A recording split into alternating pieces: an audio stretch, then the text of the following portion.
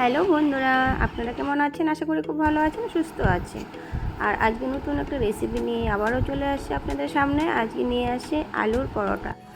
খুব সুন্দর খেতে লাগে। আর আলুর পরোটার জন্য এদিকে দেখুন আলু সিদ্ধ করতে বসিয়ে দিয়েছি। আলু সিদ্ধ করতে বসিয়ে দিয়ে এদিকে আটা দিচ্ছি 1 কাপ।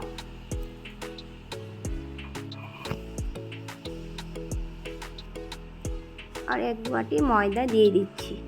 আটা আর ময়দা দিয়ে আমি আজকে পরোটাটা বানাবো। আপনারা চাইলে শুধু ময়দা দিয়েও বানাতে পারেন, কিন্তু আটা আর ময়দা দিয়ে বানালে খুব সুন্দর লাগে খেতে, মুচমুচেও হবে আবার সফট হবে। তো এখানে দেখুন তেল দিয়েছি, নুন দিয়েছি, দিয়ে আমি কিন্তু ভালো করে মেখে নেব। সুন্দর করে মেখে তারপরে ঢেকে রেখে দেবো। আর একটু একটু করে জল দিতে হবে, একবারে কিন্তু জল দিলে আবার হয়তো নরম হয়ে যেতে পারে। এই জন্য অল্প অল্প করে আমি দেখে নেব যে কতটুকু কী জল লাগে। তো ওইভাবেই কিন্তু আমি একটু একটু করে দেখুন জল দিচ্ছি, দিয়ে ভালো করে ডোটা মেখে সুন্দর করে রেখে দেব। তারপরে এদিকে দেখব আলুটা সিদ্ধ হয়েছে কি না।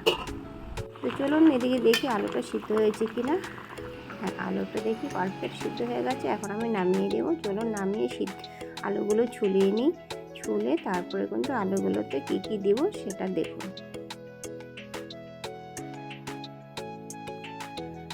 আপনারা বাড়িতে এভাবে বানিয়ে খাবেন, খুবই ভালো লাগে। যে অনেকে আছে যে কিনে খায়, আমার মনে হয় দোকানের থেকে বাড়িতে খাওয়াটা খুবই ভালো। এদিকে দেখুন আলুটা কিন্তু ভালো করে চটকে নিয়ে পেঁয়াজ, কাঁচা লঙ্কা দিয়ে দিয়েছি, আদা কুচি দিয়ে দিয়েছি, জিরে গুঁড়ো, ধনের গুঁড়ো দিয়ে দিয়েছি, গোলমরিচের গুঁড়ো, সরষের তেল, নুন দিয়ে সব একসাথে মেখে নেব।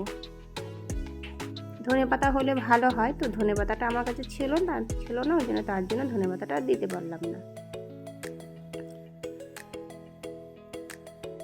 চলুন এখন বেলে নিই এক এক করে। এইভাবে গোল করতে হবে, গোল করে তারপরে কিন্তু আলুটা দিতে হবে, দিয়ে ভালো করে মুখটা বন্ধ করতে হবে। এইভাবে দেখুন আমি কীভাবে মুখটা বন্ধ, কি সুন্দর করে হয়ে যাচ্ছে। আর বেলবো একদম রুটির মতো, একটুকু বের হবে না, সাইড দিয়েও বের হবে না, মাঝখানেও ফেটে যাবে না। খুব সুন্দর করে একদম রুটির মতো বেলে নেব পাতলা করে। চলুন বেলি। খেতে কিন্তু দারুণ হয়েছিল বন্ধুরা, মারাত্মক টেস্ট হয়েছিল, মুচমুচেও হয়েছিল, সফটও হয়েছিল। দেখছেন একটু কিন্তু বের হচ্ছে না, আমি এত সুন্দর করে বেলছি যে রুটির মতো, মনেই হচ্ছে না যে আলুর পরোটা।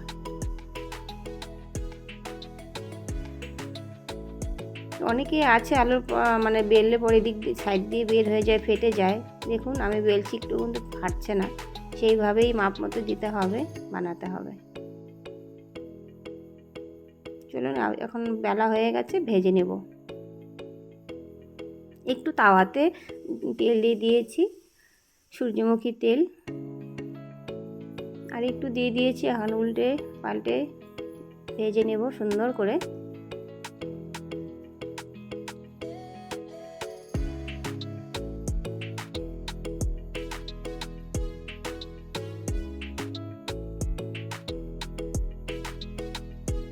এটা হয়ে গেছে, আরেকটা ভেজে আপনাদেরকে দেখাচ্ছি।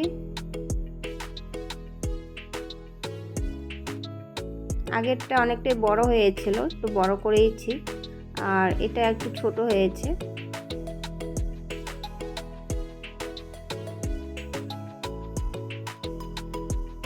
আরেকটা ভেজে দেখাচ্ছি আপনাদের। হয়ে গেছে দেখুন কত সুন্দর হয়েছে, আর কতগুলো ভেজে নিয়েছি।